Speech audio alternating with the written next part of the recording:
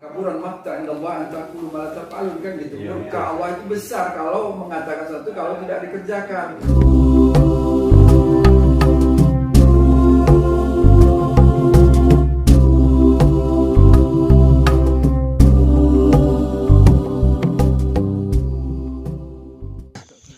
Assalamualaikum warahmatullahi wabarakatuh. Selamat datang kembali di channel YouTube Pejuang Dakwah Agara. Hari ini kita telah sampai di lokasi yaitu Kantor Urusan Agama Kecamatan Bukit Tusam. Di sini kita akan berbincang dengan seorang ustadz, seorang tengku, seorang dai. Kita akan mengupas bagaimana perjalanan dan perjuangan dakwah beliau. Namun sebelum itu kami ingatkan kembali kepada sahabat Pejuang Dakwah Agara dimanapun Anda berada untuk subscribe, like, share, and comment channel YouTube kami di bawah ini. Sahabat Pejuang Dakwah Agara dimanapun Anda berada, pagi ini telah hadir bersama kita Ustadz Tengku Herman SHI. Assalamualaikum Ustadz. Ustadz, kita berada di channel YouTube Pejuang Dakwah Agara. Di channel ini kita membahas bagaimana perjuangan seorang dai, seorang ustadz, seorang tengku dalam menyebarkan syiar-syiar agama Islam di Kabupaten Aceh Tenggara khususnya. Pertama Ustadz, kami ingin tahu mendengar kata dakwah. Menurut Ustadz, apa itu dakwah, Ustaz? Bismillahirrahmanirrahim. Assalamualaikum warahmatullahi wabarakatuh. Alhamdulillah, salatu wassalamu ala rasulillah, amma ba'd. Kata dakwah sering kita dengar, itu kan berasal dari bahasa Arab ya, da'a yad'u, yang artinya mengajak, menyeru seorang untuk taat dan beriman kepada Allah Subhanahu wa taala. Jadi siapa saja yang mengarahkan orang untuk berbuat baik, ketika itu dia sebagai dai sebenarnya.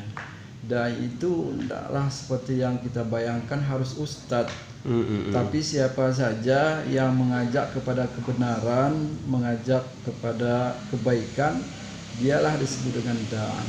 Berarti siapa saja, Ustaz? Siapa saja boleh. Secara umum. Secara umum. Sejak kapan mulai berdakwah di Aceh Tenggara, Ustaz? Berdakwah di Aceh Tenggara ini menetapnya sekitar tahun 2006 lah. 2006. Ya. 2006, boleh kami tahu Ustaz, pertama sekali berdakwah itu apakah melalui khutbah, perayaan hari besar Islam atau acara lain, Ustaz? Ya, awalnya kita di sini sebelumnya kan kita ada di pesantren. Ya, kalau di pesantren tahulah kita kan latihan. Tapi kalau untuk pas pulang ke kampung di sini, awalnya mulai itu pas takziah lah. Takziah, Ya, takziah, ada yang meninggal karena mungkin awalnya nggak ada ustadz, terpaksa disuruh. Nah, di situ mulai terkenal dan diketahui orang, oh ini mungkin bisa untuk ceramah, makanya disitulah permulaan yang berkembang lah, mungkin ada maulid, ada Isra Merah dan sebagainya. Oke, Ustaz. Jadi Ustaz, hampir rata-rata para pendakwah di Aceh Tenggara ini memiliki latar belakang pendidikan formal yaitu pondok pesantren. Jadi apakah Ustaz juga sama? Ya, ada juga, memang ada latar belakang saya juga pesantren. Kalau boleh sedikit cerita, Yes. saya ada dua pesantren yang lama lah. Pertama itu di Kota Cani ini, Aceh Tenggara, tahun 90-an lah. 90 di Kota Cani. Ya, pondok pesantren Darul Iman, tempatnya di Lepola. Kemudian tamat dari situ 94, kalau nggak salah saya berangkat ke Darul Kolam, Gintung, Tangerang, Jawa Barat. Nah, kemudian setelah itu kami melanjutkan S1-nya juga di IAIN waktu itu, sekarang sudah UIN ya, Sunan Gunung Jati Bandung. Bandung, dari Bandung. Jadi selama berdakwah di Aceh Tenggara mulai daripada tahun 2006, Ustaz. Ya. Tentu banyak suka duka yang dialami oleh seorang pendakwah. Siapapun dia orangnya. Boleh diceritakan Ustaz, bagaimana suka dukanya berceramah ataupun berdakwah di Kabupaten Aceh Tenggara? Ya, suka dukanya berdakwah itu kan kalau kita sebenarnya kalau kita ikhlas, yang ada bukan suka bahagialah yang ada. Kenapa? Karena pertama dakwah itu kan di samping kewajiban kita bilang iya, karena kata Rasulullah, balighuni walau ayah, sampaikan dari saya walaupun satu ayat. Kalau kita memang beranjak ataupun merujuk kepada hadis tersebut. Ya, kalau rintangan itu pasti ada, misalkan kita mau berangkat tiba-tiba ada hujan gitu kan, banjir di jalan, ada cemoohan dari orang juga masih ada. Saya berprinsip seperti ini. Di mana ada Muhammad, di situ ada Abu Jahal. Pasti apapun yang kita sampaikan pasti ada yang nggak suka lah masa kita. Jadi Ustadz, di zaman perkembangan teknologi di zaman sekarang ini, banyak para dai, para ustadz menyebarkan dakwah mereka melalui media sosial seperti YouTube, Facebook, Instagram dan lain sebagainya. Menurut Ustadz, dakwah melalui media sosial di Aceh Tenggara apakah efektif, Ustadz? Ya, dakwah itu kan bermacam ya. Ada namanya dakwah fardiyah. Itu individu ke individu dia, langsung mengajak ke yang bersangkutan lah. Kemudian ada namanya dakwah ammah, itu umum sifatnya. Ya, boleh pakai pengeras suara ataupun medianya lisan. Ada juga namanya dakwah bil lisan, itu memang alatnya langsung lisan, tidak ada pengeras dan sebagainya.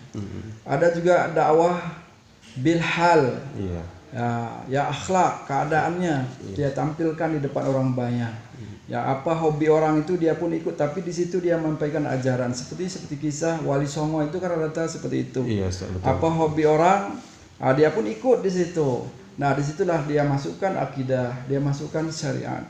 Ada nanti juga dakwah bitadwin. Inilah yang dimaksud dengan FB ini atau Facebook atau YouTube. Bitadwin itu kodifikasi, yaitu dakwah dengan tulisan lah. Dengan media. Sekarang kalau perkembangan zaman, kalau kita lihat hampir semua orang saya bilang lah yang memiliki media HP sosial, Android ini ya, sehingga dakwah dengan Facebook ini menurut saya layak. Nah, juga ada dakwah nanti bil hikmah. Ini yang ada dalam Al-Qur'an, yang dengan arif bijaksana. Saya kira cocok dan relevan untuk saat ini dakwah dengan media. Jadi Ustadz, banyak mungkin sahabat ataupun penonton setia channel YouTube Pejuang Dakwah Agara yang ingin menjadi Ustadz. Menurut Ustadz, apa yang harus mereka siapkan untuk menjadi Ustadz? Untuk menjadi Ustadz, seorang pendakwah di Aceh Tenggara. Yang pertama tadi sudah saya sampaikan, sebenarnya untuk menjadi pendakwah nggak perlu banyak sekolah yang tinggi lah, yang penting ada kebaikan dia sampaikan juga menjadi pendakwah. Kemudian kalau menurut saya panggilan ataupun lakop ustadz itu sebenarnya nggak pun kita cari, nggak pun kita pengen dipanggil. Ketika kita menyampaikan sesuatu, mengajarkan orang lain dan dia memanggil kita, itu otomatis sudah ustadz. Karena ustadz itu adalah guru, guru.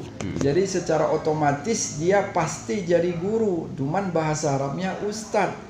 Nah, tentunya mempunyai ilmu dulu kan, ilmu gitu. Pertama. Kalau ada ilmu ya nggak pun kita dipanggil. Saya tidak pernah mimpi bercita-cita dipanggil seorang ustadz, seorang dai, enggak.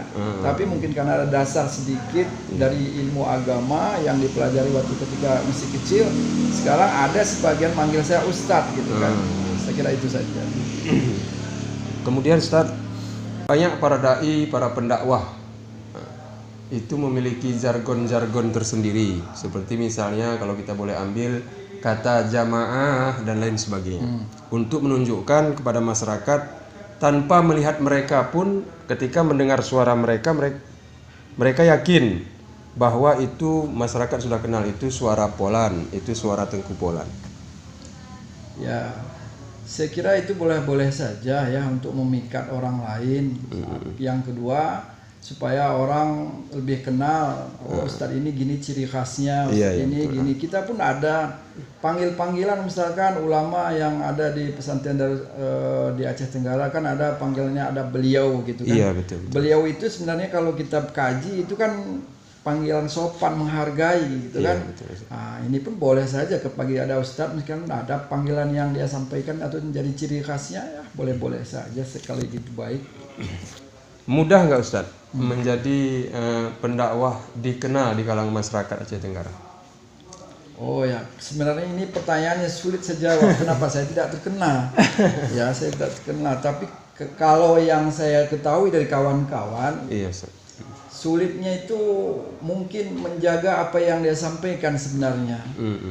Kalau dia tidak mampu menjaga apa yang dia sampaikan, disitulah cemoohan yang akan datang. Nah, memang kata Al-Quran, kaburan makta indallah antakulu malataf'alun, kan gitu. Iya, Murka betul. Allah itu besar kalau mengatakan sesuatu kalau tidak dikerjakan. Iya, Sebenarnya inilah tantangan bagi seseorang, karena hidup manusia ya terkhusus kepada dai tadilah, Iya, bukan seperti lilin.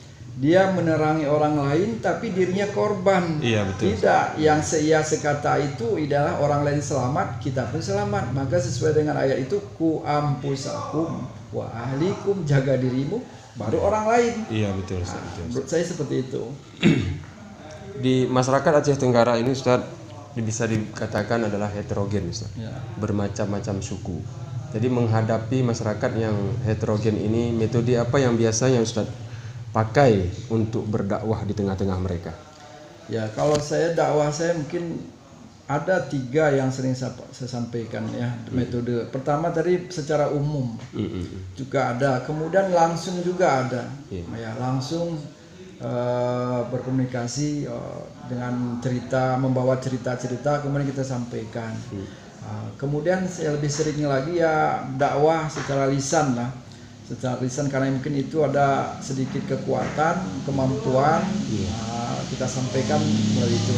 Tapi yang terpenting adalah seperti yang kita miliki, ya seperti itulah yang kita sampaikan. Maksudnya begini ya, kemampuan kita itu sejauh mana? Kemampuan kita di bidang dakwah itu, metode yang kita miliki yang mana, itu aja kita lakukan.